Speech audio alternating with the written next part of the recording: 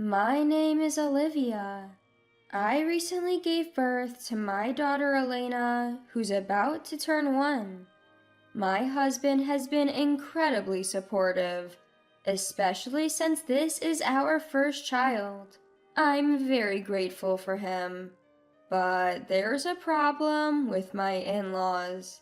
My relationship with my mother-in-law Helen was already strained, leading us to a state of estrangement. Let me first talk about the incident that led us to this point. From the beginning, Helen and I never got along. Once I went to their home for a family meeting. I was greeted by balloons and decorations that were blatantly feminine, and the dinner menu was filled with ingredients I specifically said I couldn't tolerate. My husband was furious, and he deeply apologized to me when we got home. At that point, I was rethinking the whole marriage, but my husband desperately convinced me to proceed under certain conditions. Helen and I would only see each other during major life events. No shared meals. If we visit the in-laws, no overnight stays. If my husband wants to visit them during holidays, he goes alone. I would visit my own parents, and absolutely no sharing of our contact information. At the time of our marriage, it was already rare to have a landline at home, so fortunately, direct calls were never an issue.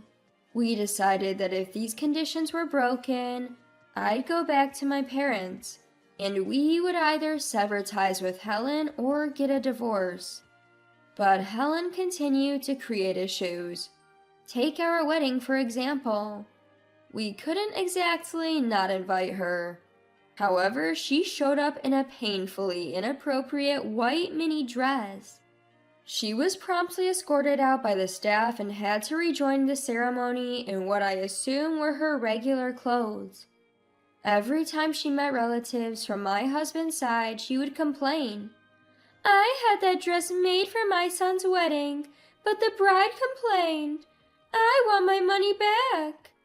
Everyone just awkwardly chuckled. No one blamed me, thankfully. In fact, they comforted me.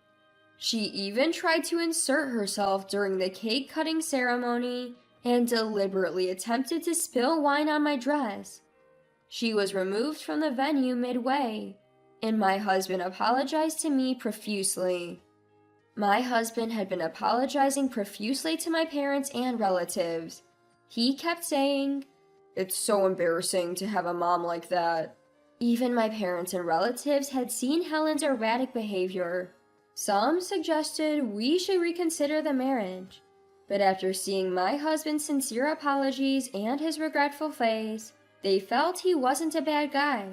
They even offered words of sympathy. Life was peaceful for a while. It was just the two of us in our new home. Then one day, something happened. I usually work from home and rarely go out. My husband knows this. It's been our style since we started dating. But Helen didn't like it one bit. She'd say things like, "You can't possibly be doing legitimate work from home. You must be up to no good, probably having men over." My husband defended me then, but Helen was not one to back down easily. She continued to sulk. Then came a day when I had an outside job and left the house. When I got back, something felt off. First of all, the door was unlocked.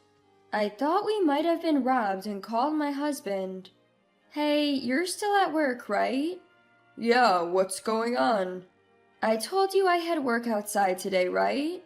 I locked the door when I left, but now it's open." "Is someone inside?" I listened carefully. Footsteps. The sound of someone rummaging through our things. Someone's in the house. "Got it. I'm coming home. Go hide out at a nearby diner." I did as he said, waiting at a nearby diner. Minutes later, he called my cell. "I'm sorry." "What happened?" For a moment, I thought he was cheating, but the reality was worse. Turns out my mom had made a copy of our house key. Are you kidding me? Apparently, Helen had stolen a key from his key ring when he visited home and had it duplicated. That sounds criminal. It's your fault for not giving me one in the first place. I heard Helen's voice in the background. I couldn't believe it. I had my husband hand her the phone. Listen, Helen. Clearly, you don't understand what being a daughter-in-law means. You should be begging me to come over any time. And you never visit on holidays or celebrate Mother's Day. You're even wearing flashy underwear. I was embarrassed and infuriated to realize she looked through my drawers. You're the one who's out of line. Liam had a hard time at our wedding because of you. You not only stole a key but snooped around our personal stuff. I'm done. I was considering still taking part in any family rites, but now I won't even bother with a funeral. I hung up and texted my husband. I can't stay in that house tonight. I'm going to a business hotel. Please clean up the house. If you can't deal with Helen, I'm going back to my parents. Within a minute, he texted back, I'm sorry, I'll take care of it. I want to cut ties too. From then on, it became taboo to bring Helen and me together at any family gatherings on my husband's side. When I was invited, Helen wouldn't be, and when Helen was there, I wouldn't go. In fact, ever since an incident at our wedding, the number of relatives who wanted Helen to attend had decreased. My husband often went in her place, so it wasn't a problem. This marked the end of my estrangement from Helen. But now we have a daughter, our first child, so we decided to reach out to my in-laws. All along, the silent party has been my father-in-law, George. He's quiet, for better or worse, and he can't stand up to Helen. Since Helen and I don't talk, George and I lost touch too. George is a good man, so we figured it was more for his sake that we decided to visit. We thought about asking Helen to leave for the day or inviting George over, but he has mobility issues, and it would be weird to kick Helen out of her own house. In any case, Helen wasn't going anywhere. So we decided that a brief visit with George couldn't hurt. Things went surprisingly well during the visit. Helen was smitten with our daughter and couldn't help but say, "She's so adorable. She looks like her dad. Reminds me of Liam when he was a tot." George too looked pleased, speaking volumes with his few words. It was the first peaceful moment we'd had with my in-laws since getting married. A few days after that calm visit, something happened. I was home alone with my daughter when the doorbell rang. It was a food delivery from my in-laws. The note simply read, "For her first birthday." We planned to prepare something ourselves, but I was touched they'd gone to the trouble. I thought we'd open it when my husband got home. Hours before he was due back, I had a bad feeling. I opened the gift, and what I found was shocking. My husband came home at that moment and asked, "What are you looking at?"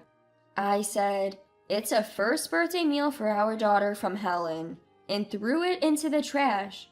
Shocked, he shouted, "What are you doing? No matter how bad my mom is, you don't have to throw away what she gave to our daughter. You should apologize." Without even turning around, I asked, "Did you look inside?" Furious, he retrieved the gift from the trash. At first glance, it might have seemed normal, but the selection was horrible. Chicken feet, a cake shaped like a black cat using chocolate, shark fin soup, octopus, 13 peanuts, and a mirror? All in all, a parade of inauspicious items. I wondered where you could even find such a collection of bad omens, but she probably went to the trouble of making it herself. It was clearly not a kind gesture, but a deliberate act of malice. Seeing the contents, my husband stormed out holding the gift. I wanted to say goodbye, but ended up getting into the car forcefully. Any parent would speak up after something like this. As I tried to get in, my husband hesitated, wanting to say something. But one look at my face and he simply drove away. We walked right into Helen and George's house without even knocking, using our own key. What the heck is going on here?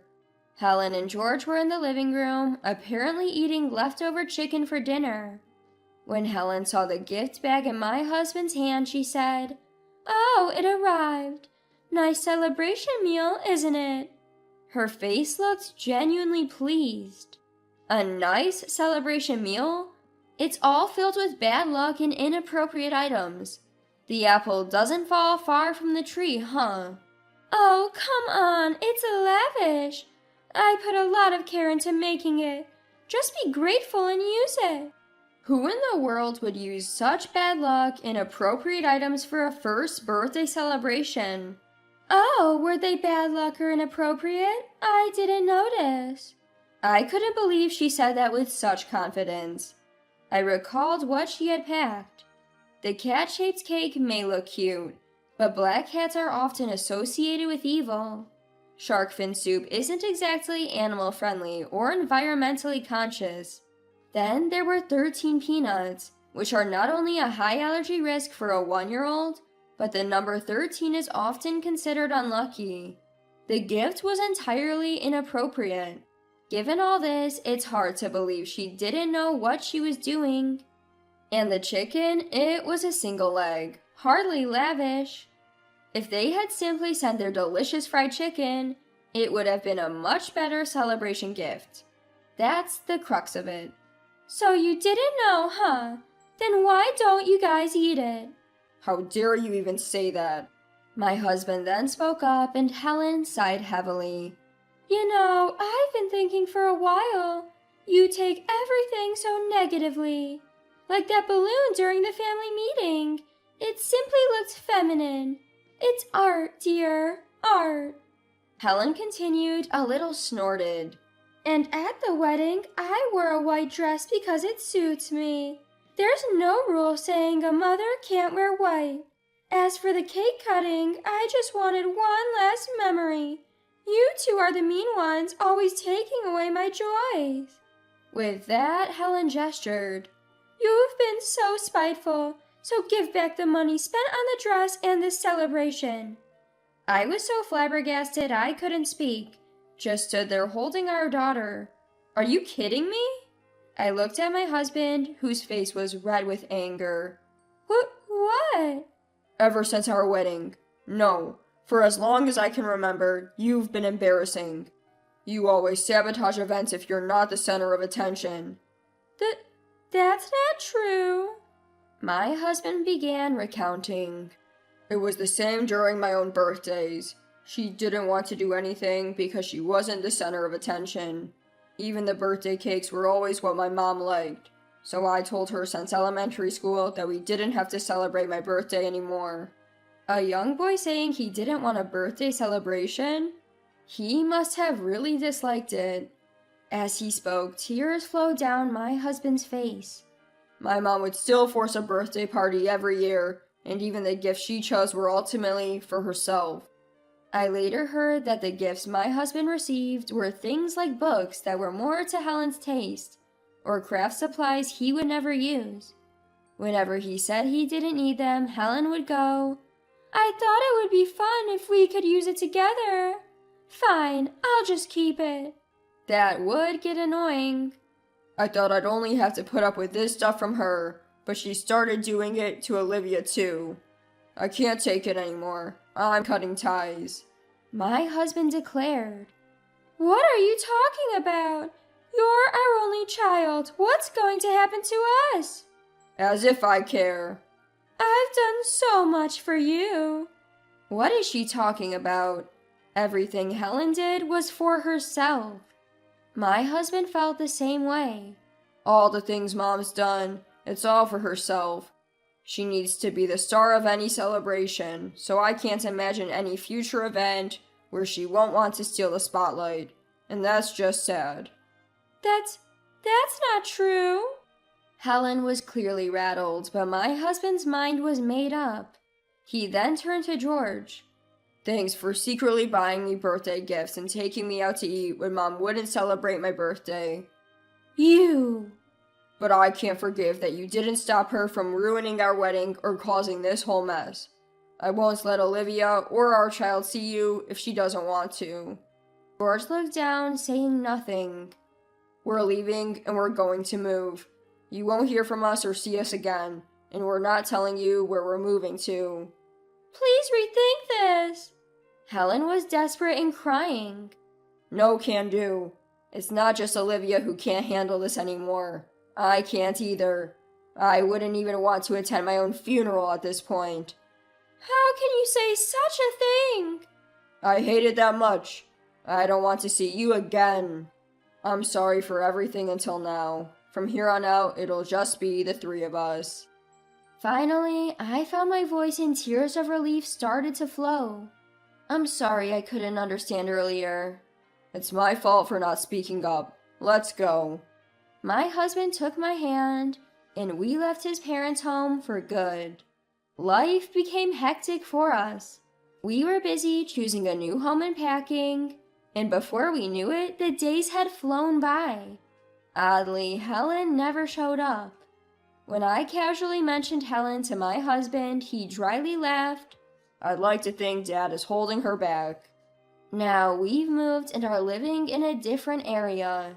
No more surprise visits from Helen, no more contact. My husband occasionally communicates with George, but they haven't met. They probably never will. Maybe one day, it might be okay to meet with just George.